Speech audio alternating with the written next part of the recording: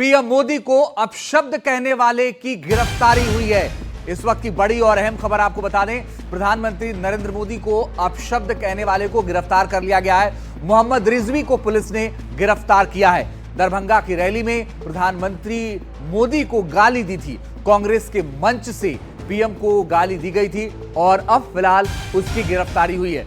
Police ने कार्रवाई करते हुए उसको गिरफ्तार कर लिया। और ये जो तस्वीर आप देख रहे हैं, ये वही आरोपी है जिसको गिरफ्तार किया गया है, जिसको बिहार पुलिस ने गिरफ्तार किया है। और इसके ऊपर आरोप है कि इसने प्रधानमंत्री को गाली दी और इसका जो नाम बताया जा रहा है वो मोहम्मद रिजवी बताया जा रहा है। इसकी गिरफ्तारी फिलहाल कर ली गई है।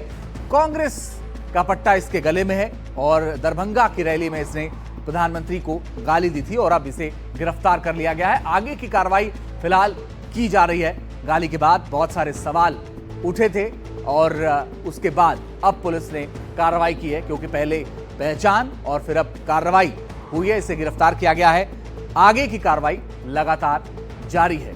हालांकि इसको लेकर के राजनीतिक दलों ने बयानबाजी भी की थी, लेकिन लोकतंत्र में जो हुआ वो ठीक नहीं था और अब पुलिस ने फिलहाल ये कार्रवाई की है। पीएम को अपशब्द कहने वाले को फिलहाल गिरफ्तार कर लिया गया है। इस वक्त की बड़ी खबर, मोहम्मद रिजवी को पुलिस ने अरेस्ट किया है और यह गिरफ्तारी इसलिए हुई क्योंकि दरभंगा की रैली में मोहम्मद रिजवी नाम बताया जा रहा है इसका, इसने गाली दी थी प्रधानमंत्री नरेंद्र मोदी को। कांग्रेस के मंच से पीएम को गाली दी गई थी और इसको अब अरेस्ट किया गया है। इसके खिलाफ आगे की कार्रवाई फिलहाल की जा रही है, लेकिन पहचान करने में थोड़ा वक्त जरूर लगा और अब इसकी गिरफ्तारी हुई है। दरभंगा में आपको बता दें कि रैली थी और इसी दौरान प्रधानमंत्री को अपशब्द कह गए। सोमू आनंद हमारे सहयोगी ज्यादा जानकारी के लिए जुड़ गए हैं। सोमू, बताइए क्या और जानकारी है ये मोहम्मद रिजवी से जुड़ी हुई?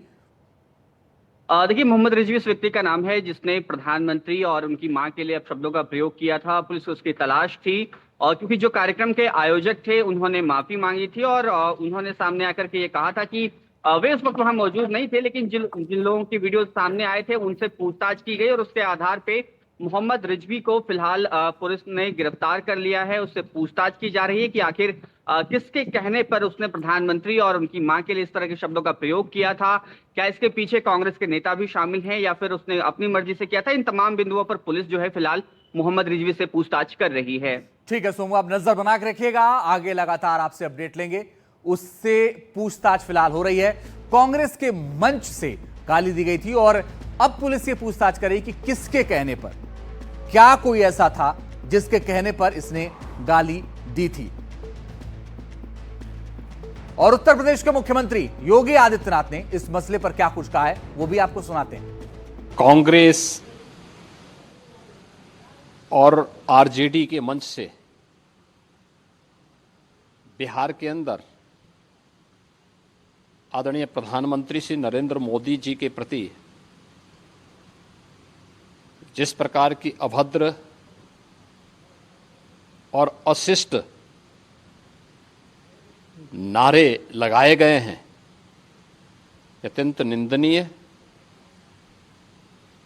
और राजनीति के